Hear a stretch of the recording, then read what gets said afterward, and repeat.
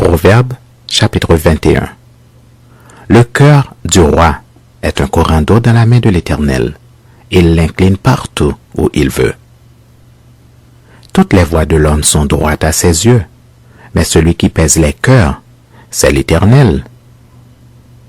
La pratique de la justice et de l'équité, voilà ce que l'Éternel préfère au sacrifice.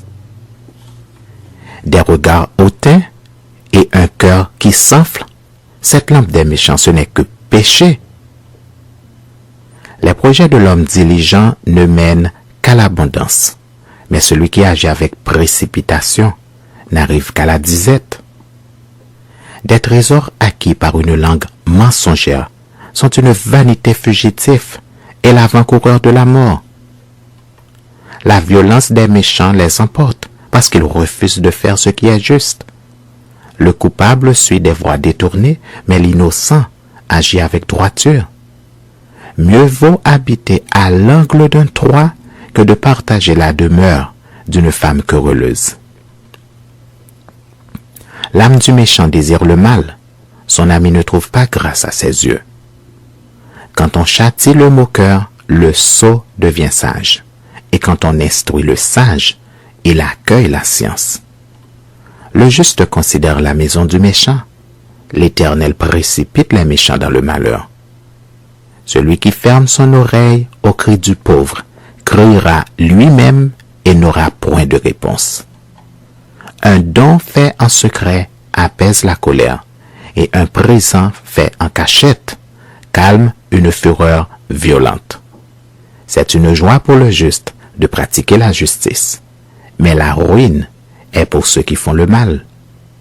L'homme qui s'écarte du chemin de la sagesse reposera dans l'assemblée des morts. Celui qui aime la joie reste dans l'indigence. Celui qui aime le vin et l'huile ne s'enrichit pas. Le méchant sert de rançon pour le juste et le perfide pour les hommes droits. Mieux vaut habiter dans une terre déserte qu'avec une femme querelleuse et irritable. De précieux trésors et de l'huile sont dans la demeure du sage, mais l'homme insensé les engloutit. Celui qui poursuit la justice et la bonté trouve la vie, la justice et la gloire. Le sage monte dans la ville des héros, et il abat la force qui lui donnait de l'assurance.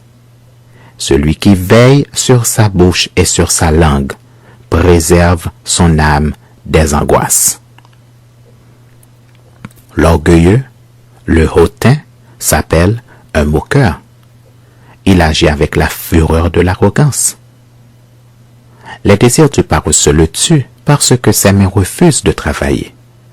Tout le jour il éprouve des désirs, mais le juste donne sans parcimonie. Le sacrifice des méchants est quelque chose d'abominable, combien plus quand il l'offre avec des pensées criminelles. Le témoin menteur périra, mais l'homme qui écoute parlera toujours.